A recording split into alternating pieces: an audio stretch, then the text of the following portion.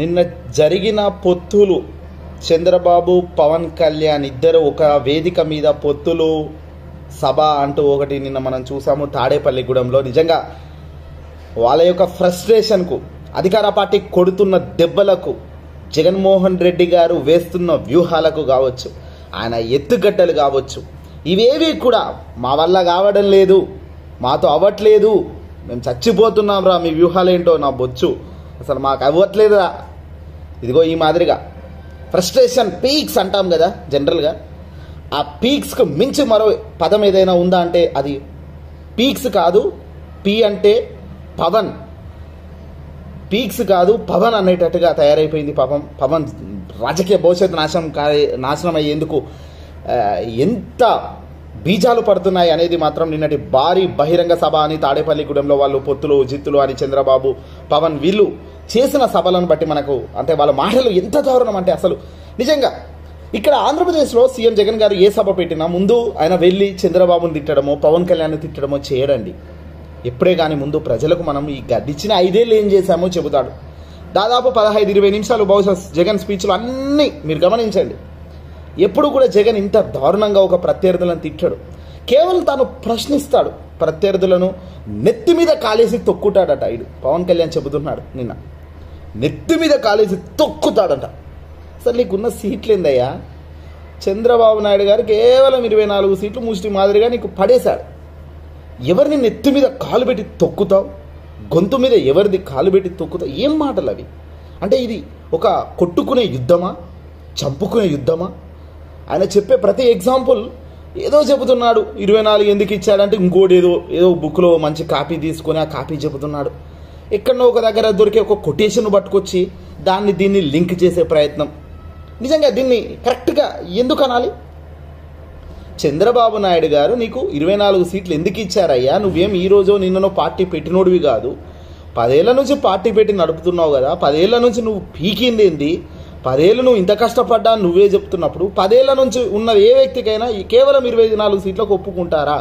అంటే నువ్వు జగన్ను దింపాలి అన్న జెండా తప్ప ప్రజలకు మంచి చేయాలి అన్న తపన ఎక్కడ కనిపిస్తుంది నీ నిర్ణయాల్లో అని ప్రజలు అడుగుతున్నారు. జన సైనికులు అడుగుతుంటే మన వాళ్ళు అడగట్లేదు, అధికార పార్టీ వాళ్ళు అంటున్నారు. నీ వాళ్ళే అడుగుతున్నారు కదా, సోషల్ మీడియా వేదికగా నీ వాళ్ళే వీడియోలు బయటకు వస్తున్నాయి కదా. ఒక ఆయన మొత్తం భూమి అమ్ముకున్నా జాగా అమ్ముకున్నా లక్షలు పోయినాయి, నాశనమైంది, 70 కోట్లు లేనిది నీకు సీటీయా అని ఒక ఆయన అంటాడు. ఇంకో ఆయన పార్టీ ఆఫీస్లో ఇన్నేళ్ళు నేను కష్టపడితే నాకు కనీసం నా అడగకుండా నా నిర్ణయమే లేదు బొచ్చు, నిన్ను ఓడరా అన్నట్టుగా నిన్ను పక్కన పెట్టి తెలుగుదేశం పార్టీ వాళ్ళకు పొత్తులో భాగంగా వాళ్లకు సీట్ ఇవ్వడం ఏంటి అని. అసలు సీటు ఎంపిక అనేది ఏ ప్రక్రియలో ఎందుకు చేస్తారో కూడా తెలియని పక్షంలో పవన్ కళ్యాణ్ ఈరోజు ఉండడం, ఆయన వెంట కాస్తో కూస్తో నమ్మి యూత్ కానీ జన సైనికులు కానీ జనసేన పార్టీకి సంబంధించిన మెంబర్స్ కానీ ఆయన నడుస్తున్న వాళ్ళు కూడా వాళ్ళకు కూడా అనిపిస్తుంది కదా, నిజంగా మేము నడుస్తున్న వ్యక్తి ఎందుకు ఇలా చేస్తుండో అని. ఎందుకు అనిపించదు? అట్లా అనిపించని నిర్ణయాలు పవన్ ఏదైనా ఒక్కటైనా తీసుకున్నాడా ఈ 5 ఏళ్లలో? ఆలోచన చేస్తే ఏమీ లేదు. కేవలం కేవలం చంద్రబాబును జాకిలు పెట్టి లేపుతున్నాడు. నిన్నటి తాడేపల్లిగూడెం బహిరంగ సభలో జగన్ మాత్రం చాలా దూషించాడు.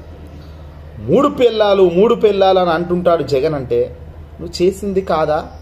నేను చేయలేంది అంటున్నాడు జగన్ అంటే తప్పు, కరెక్టే, ఒప్పుకుంటాం.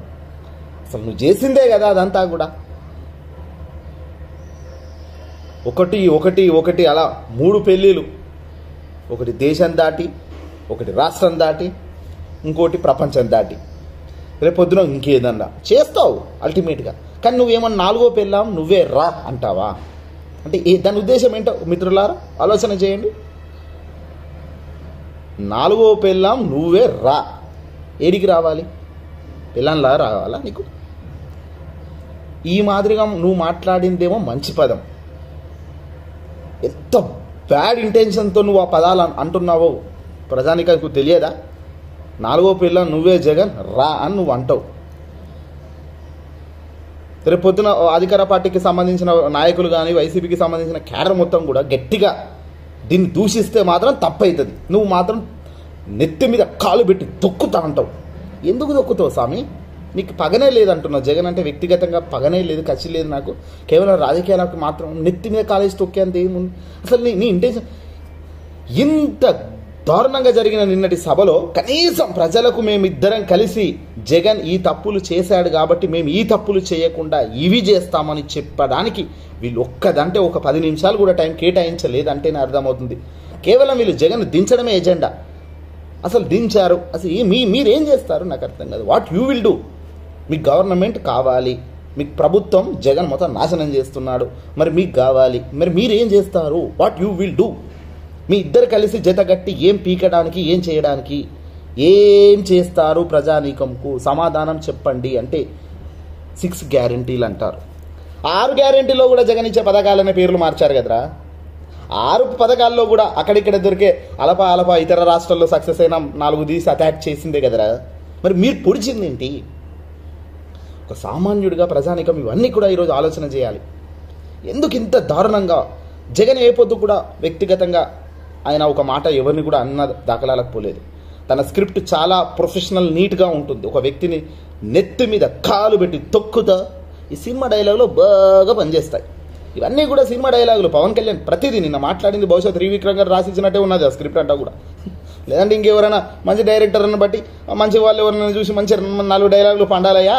ఎందుకంటే సిద్ధం సభలో జగన్ గట్టిగా మాట్లాడుతున్నాడు, సిద్ధం సభలో జగన్ ఇలా మాట్లాడితే చాలా వైరల్ అవుతున్నాయి, సో మనం కూడా ఇలా ఈ మాదిరిగానే నెత్తి మీద కాలు పెట్టి తొక్కుదా, నా భార్య నువ్వే 4వ భార్యవి రా.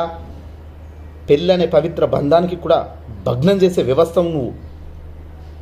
ఆడపిల్ల అంటే ఒక మనిషి జనరల్గా ఒక వ్యక్తితో వివాహం జరిగినాక ఆ వ్యక్తితో విభేదాలు వచ్చినా, డైవర్స్ తీసుకున్నా సరే, ఇంకోటి మెంటాలిటీగా మ్యూచువల్ అండర్స్టాండింగ్ లేకుండా వాళ్ళిద్దరికి కాంప్రమైజ్ అయ్యి డైవర్స్ తీసుకోవడం మనం జనరల్గా చూసే ప్రక్రియనే.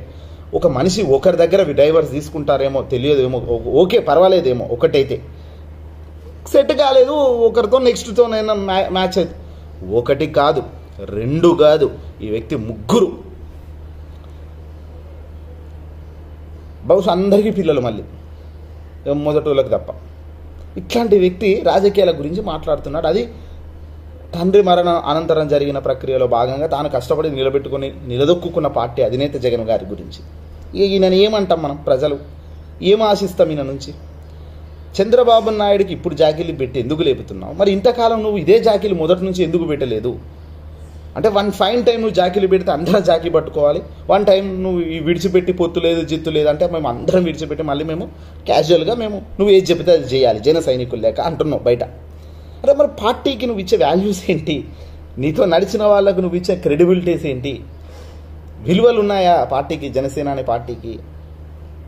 విశ్వసనీయత అనేది ఉందా జగన్ మాదిరిగా? నీకు ఒక మాట చెప్తే చేయకుండా ఉన్నానని ఆయన అంటున్నాడు.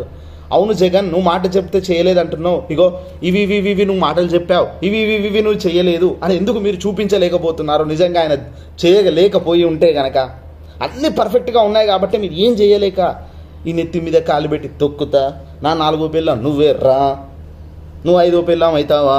చంద్రబాబు గారు అఖండ మేధావి. స్కిల్ స్కామ్లో అడ్డంగా దొరికిన చంద్రబాబు నాయుడు గారిని సమర్థించిన పవన్ కళ్యాణ్ వైఎస్ఆర్సీపీ పార్టీ వాళ్ళు ప్యాకేజీ స్టార్ అంటున్నప్పుడు, కాదు ప్యాకేజీ స్టార్, నేను ఎందుకు అవుతారా ప్యాకేజీ స్టార్ అని ఇప్పటిదాకా ఎందుకు ప్రశ్నించలేదు? ఎందుకు అనలేదు? ఎందుకంటే నువ్వు ప్యాకేజ్ తీసుకుంటున్నావా? తీసుకున్నప్పుడు ప్రశ్నించాలి. మరి ఈ పొద్దు దాకా ఎందుకు ప్రశ్నించలేదు? మళ్ళీ ఆయనే అంటున్నాడు సామాన్యుడు రాజకీయాలు నడపలేడు, నాకు అనుభవం లేదు. అనుభవం లేని 10 ఏళ్ల నుంచి ఎవరిని పిచ్చోని చేస్తున్నాను? నీకు అనుభవం లేదని 10 ఏళ్ల తర్వాత ఇప్పుడు పార్టీ పెట్టిన తర్వాత after 10 years it's not a big deal, it's biggest deal. Big deal కాదు, బిగ్గెస్ట్ డీల్ ఇది. 10 ఏళ్ళు నాశనం చేసి బతుకులు 10 ఏళ్ల తర్వాత ఈరోజు ఒక వేదిక మీద నాకు పెద్దగా అనుభవం లేదు, నాకు పెద్దగా చిత్తశుద్ధి లేదు, మన దగ్గర డబ్బు లేదు, మేము జగన్ మాదిరిగా అయ్యేలు సంపాదించ, ఇవి ఏంది మాటలు? తన వ్యక్తిగత బిజినెస్ల ద్వారా ఎదిగిన వ్యవస్థను రూపొందించుకున్న వ్యక్తి ముఖ్యమంత్రి గారు కదా ఈరోజు జగన్మోహన్ రెడ్డి గారు. నువ్వు 4 రూపాయలు సినిమాల నుంచి పంపించుకొని దాని నుంచి 10 రూపాయలు ఎర్నింగ్స్లో కూడా పెట్టుకోవాల్సిన అవసరం నీకుంది కదా. నీకు ఆ మెదడు నీకుండాలి కదా. అది కూడా ఇంకోటి చెప్తాడా వచ్చి, పవన్ గారు మీరు డబ్బులు ఇలా సంపాదించండి అని. వ్యక్తిగతంగా తన వాళ్ళ నాన్నగారు ముఖ్యమంత్రి గారు ఉన్నప్పుడే జగన్మోహన్ రెడ్డి గారు బిజినెస్గా తన ఫీల్డ్ని స్టార్ట్ చేస్తాడు. తన వర్క్ని, తన బిజినెస్లు తాను పెట్టుకుంటూ నిర్మించుకుంటూ పైకి లేపుకుంటూ వచ్చాడు. ఈ పొద్దు ముఖ్యమంత్రి దాకా తను ఎలా మెయింటైన్ చేసుకుంటున్నాడు అన్నది తన వ్యక్తిగత విషయం కదా. నువ్వు ఎట్లా మెయింటైన్ చేసుకుంటున్నావు నీకు తెలుసు. నువ్వు 5 కోట్లు కేవలం ఇన్కమ్ ట్యాక్స్ కట్టడానికి కూడా మరొక లోన్ తీసుకొని కడుతున్నావు అని కొందరు చెప్తుంటారు. అదంతా నీ పర్సనల్ ఇష్యూ కదా, నీకు ఆ సోయితో నువ్వు చేసుకోవాలి. మరి పార్టీ పెట్టినప్పుడు ఖచ్చితంగా ఎంతో కొంత డబ్బు అయితే ఖర్చు పెట్టాల్సిన అవసరం ఉంటుంది. ఇప్పుడు నువ్వు ఇన్నేళ్ళు కష్టపడ్డ నాయకులను పక్కన పెట్టి పొత్తులోకి పోయి నా దగ్గర డబ్బు లేదు, నా దగ్గర అనుభవం లేదు, అనుభవం నా నాయకుడు ఉండాలి ఇవన్నీ అన్నప్పుడు నేనే సీఎంని, నేను ముఖ్యమంత్రిగా ఇప్పటి నుంచి అర్హుడిని అని నువ్వెందుకు ప్రకటించుకున్నావు? మరి కొన్ని సభలో సీఎం సీఎం సీఎం సీఎం అంటుంటే నేను సీఎం కాదు, నాకు అనుభవం లేదు అని ఆనాడు చెప్పని నువ్వు ఈనోడు ఎందుకు చెబుతున్నావు? అప్పుడే చెప్తే చదువుకునే వాళ్ళు కదా పార్టీలో, నీ పార్టీలో, జనసేన పార్టీలో నిన్ను నమ్మిన నాయకులు ఈరోజు నాకు అనుభవం లేదు, ఇది లేదు అంటే వాళ్ళు ఇక్కడికి పోవాలి. నిన్ను నమ్మి కోట్ల రూపాయలు ఖర్చు పెట్టి మీటింగ్లు, ఫుడ్లు, లంచ్లు, బెడ్లు అన్నీ తయారు చేస్తున్న వాళ్ళు. ఇవన్నీ కూడా ప్రజలు ఆలోచన చేయాలి. అల్టిమేట్గా ఒకటి, ఇవన్నీ చూస్తుంటే క్లియర్గా ఒకటి కనిపిస్తుంది. ఏ వ్యక్తికి ప్రజల్లో వాల్యూ ఒక పర్సంటేజ్ ఎక్కువ ఉంది, ఏ వ్యక్తికి ప్రజల్లో వాల్యూ తక్కువగా తగ్గిపోతుంది. ఓవైపున జగన్మోహన్ రెడ్డి గారికి రోజు రోజున కాస్త కూస్తో వాల్యూ పెరుగుతుంది ప్రజానికంలో. ఎందుకంటే ఈ టైంలో ఈ రాజకీయ ఈ పరిస్థితుల్లో తాను నిలబడ్డ తీరు, తాను మాట్లాడుతున్న తీరు, తాను ఆచరిస్తున్న విధానాలు 5 yearsలో సూపర్ రాకెట్ కావాలంటే ఏది అసాధ్యం కాదు. జనరల్గా చెప్పాలంటే 5 ఏళ్లలో ఆ మహాద్భుతం కావాలి రాష్ట్రం అంటే చంద్రబాబు నాయుడు గారు మొత్తం 1,00,000 కోట్లకు 1,20 కోట్ల మేరకు డబ్బు ఖర్చు అయ్యే మాదిరిగా సంవత్సరానికి తను చెప్తున్నాడు. జగన్మోహన్ రెడ్డి గారు అసెంబ్లీ సాక్షి క్లియర్గా he had explained what is what అనేది. చంద్రబాబు కొత్త మేనిఫెస్టో కథ ఏంటి, ఆ కొత్త మేనిఫెస్టో ద్వారా చంద్రబాబు